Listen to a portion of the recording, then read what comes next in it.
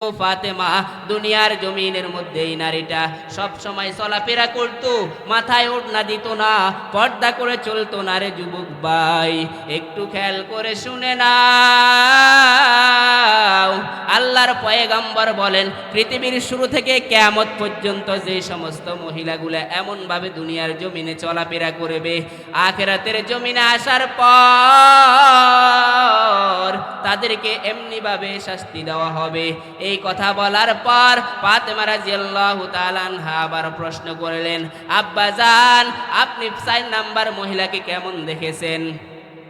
এই কথা বলার পর পয়গম্বর বলেন, ও ফাতেমা, আমি যখন 4 নাম্বার মহিলাকে দেখেছি এমন হালতে, কেমন হালত বলছেন ও ফাতেমা, ওই 4 নাম্বার মহিলাকে আমি দেখেছি তার পা দুইটা সিনার সাথে লাগানো, হাত দুইটা উপরের সাথে বাঁধা। তখন আল্লাহর পয়গম্বরের মেয়ে প্রশ্ন করলেন, আব্বাজান কেন এই শাস্তি? পয়গম্বর বলেন, ও ফাতেমা, দুনিয়ার জমিনের মধ্যে এই মহিলাটা হাইজ নেফাসের গুরুত্ব দিত না। এর নবীর উম্মতের দল, শরীয়তের মধ্যে মহিলাদেরকে একটা প্রত্যেক মাসে একটা মাসিক হয়, হাইজ হয়। ওই হাইজ থেকে যদি বান্দা পবিত্র হওয়ার গুরুত্ব না দেয়, তাহলে ওই ব্যক্তির যে আল্লাহ যেই বিধানগুলা দিয়েছে ওই বিধানগুলা পালন করা তার জন্য সহজ হবে না। কারণ কি, যখন হায়েজ আসে তখন তার উপর ফরজ বিধানগুলা মওকুফ রাখা হয়। হায়েজ যখন বন্ধ হয়ে যায়, মহিলার উপর আবার ফরজ বিধানগুলা চালু হয়ে যায়। এই জন্য ওই মহিলাগুলা দুনিয়ার জমিনে এগুলার ব্যাপারে গুরুত্ব দিত না। কখন তার হায়েজ বন্ধ হয়েছে, কখন বন্ধ হয় নাই খেয়াল রাখতো না। এই জন্য তাদের এই শাস্তি।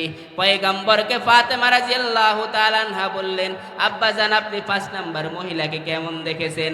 পয়গম্বর বলেন, ও ফাতেমা, আমি 5 নাম্বার মহিলাকে দেখেছি তার মুখ দিয়ে কুকুরের আওয়াজ বের হচ্ছে, তার মুখের দিয়ে আবার আগুনের লোহা ভিতরে প্রবেশ করতেছে। এই কথা বলার পর ফাতেমা রাদিয়াল্লাহু তাআলা আনহা বললেন, এর কারণ কি?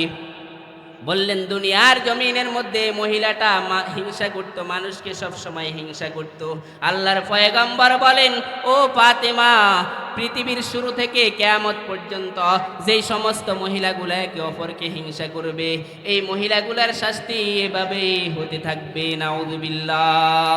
মায়ের নবী এই জন্য বলছেন হাদিসের মধ্যে 6টা এমন গুনাহ আছে বান্দা, যদি ওই 6টা গুনাহ থেকে বাঁচতে পারো তাহলে আখিরাতের জমিনের মধ্যে আসার পরে তোমার জন্য শান্তির ব্যবস্থা রয়েছে। 2 নাম্বার গুনাহ গেল জবানের গুনাহ। মায়ের নবী বলেন 3 নাম্বার গুনাহ হচ্ছে তাকাব্বুর। কিসের গুনাহ? অহংকারের গুনাহ। এই অহংকার এত ভয়ানক একটা জিনিস, এই অহংকার করবে একমাত্র আমার আল্লাহ। আল্লাহ বলেন হাদিসে কুদসির মধ্যে, মায়ার নবীকে জানায়া দেয়, আল কিবরিয়া উরিদাই ওয়াল ইজারু আজমাতি। মায়ার নবী সাল্লাল্লাহু আলাইহি ওয়াসাল্লাম বলেন, অহংকার করা হচ্ছে আল্লাহর, এটা আল্লাহর চাদর। কেউ যদি এটা নিয়ে টানাটানি করে তার জন্য এটা মানাই না। এই জন্য আল্লাহ রব্বুল আলামিন জানায়া দেয়, বান্দা তুমি কি নিয়ে অহংকার করতেছো? যা করতেছো, যা নিয়ে করতেছো সব কিছু আমি দিয়েছি। তোমার চেহারা আমি দিয়েছি, তুমি চেহারা দিয়ে কি অহংকার করবা? তোমার দেহকে আমি দিয়েছি, তোমাকে পথ দুনিয়ার জমিনে আমি দিয়েছি, তুমি কি দিয়ে অহংকার করবা? আল্লাহ বলেন, কাইফা তাকফুরুনা বিল্লাহ। আল্লাহ জানায়া দেয়, বান্দা তুমি তোমার মালিকের কিভাবে নাফরমানি করো, তোমার মালিকের কিভাবে গাদ্দারি করো। কাইফা তাকফুরুনা বিল্লাহি ওয়া কুনতুম আমওয়াতা। আল্লাহ বলেন, বান্দা তুমি তো মৃত ছিলে। ওয়া কুনতুম আমওয়াতা ফাহিয়াকুম, আমি আল্লাহ তোমাকে জীবিত করেছি। এরে দুনিয়ার মুসলমান ইমানদার, এই দুনিয়ার জমিনে আমার আপনার কোনো অস্তিত্বই ছিল না, আমার আপনার কোনো অস্তিত্বই ছিল না। আল্লাহ তাআলা মা বাবার বিবাহ, বৈধ বিবাহের মাধ্যমে, বৈধ মিলনের মাধ্যমে এক ফোঁটা নাফাক পানি থেকে আমাকে আপনাকে আল্লাহ বানাইলেন।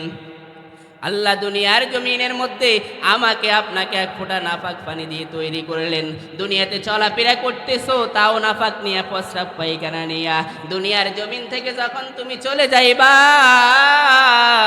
তখন ওই তোমাকে কয়েকদিন পরে মাটি যখন তোমার গোশতগুলা খেয়ে ফেলবে, তুমি ওখানেও পচে গলে সব ছারখার হয়ে যাবে তোমার। তুমি দুনিয়াতে আসছো নাপাক নিয়া, ঘুরতেছো নাপাক নিয়া, দুনিয়া থেকে চলে যাইল নাপাক হয়ে যাইবারে যুবক ভাই। একটু খেয়াল করে শুনে নাও, কিসের এত অহংকার, কিসের তাকাব্বুর, কিসের মেম্বারগিরি, কিসের চেয়ারম্যানি, কিসের এমপিগিরি, কিসের মন্ত্রীগিরি, কিসের ইমামগিরি, কিসের খতিবগিরি। না না ও যুবক ভাই, এই জন্য আল্লাহ জানায় দেয় কাইফা তাকফুরুনা বিল্লাহ, কিভাবে তুমি তোমার মালিকের নাফরমানি করো। ওয়াকুনতুম আমওয়াতা, তুমি তো মৃত ছিলে ফাহিয়াকুম, আমি আল্লাহ তোমাকে জীবিত বানাইলাম। তোমাকে আমি জীবিত কেমনে বানাইলাম? ও যুবক ভাই খেয়াল করে শুনে নাও, তুমি যখন তোমার মায়ের পেটে আসছো, তোমার মায়ের পেটে আসার পরে মাও খুশি, বাবাও খুশি। মা মাঝে মধ্যে পেটের মধ্যে হাত দিয়ে দেখে সন্তান নড়াচড়া করে, মা খুশি, বাবাও খুশি। মাঝে মধ্যে যখন নড়াচড়া বন্ধ হয়ে যাইতো, মা তোমার বাবাকে কল দিয়ে বলতো আমার সন্তান মনে হয় পেটে বেঁচে নাই, মারা গিয়েছে। ডাক্তার আইনে যখন পরীক্ষা নিরীক্ষা করলো, দেখলো না, জীবিত আছে। ও দুনিয়ার মুসলমান ইমানদার, কখনো মা বাবা একবারও চিন্তা করে নাই যে এই বাচ্চাকে কে খাওয়াইতে হবে? চিন্তা করেছে না, চিন্তা করে নাই এই বাচ্চাকে পেটের মধ্যে খাওয়াই কে? আল্লাহ। ও নবীর উম্মতের দল, এই জন্য আল্লাহ রব্বুল আলামিন বলেন কিসের অহংকারী করবা? যা কিছু দিয়েছি আমি দিয়েছি। রাসূল 3 নাম্বার বলছেন অহংকারের কথা। 4 নাম্বার বলেছেন রাসূল নারী পুরুষের অবাধ মিলামেশা থেকে দূরে থাকতে হবে। 5 নাম্বারে বলেছেন ও বান্দা জুলুম থেকে দূরে থাকতে হবে। 6 নাম্বারে বলেছেন আল্লাহর রাসূল সাল্লাল্লাহু আলাইহি ওয়াসাল্লাম মানুষের উপর জুলুম করা, হিংসা করা থেকে দূরে থাকতে হবে। এই 6টা গুনাহ থেকে যদি কোনো বান্দা বাঁচতে পারে, তাহলে দুনিয়ার জমিনের মধ্যে বান্দা থেকে বহু গুনাহ দূরে সরে যাবে। সুবহানাল্লাহ।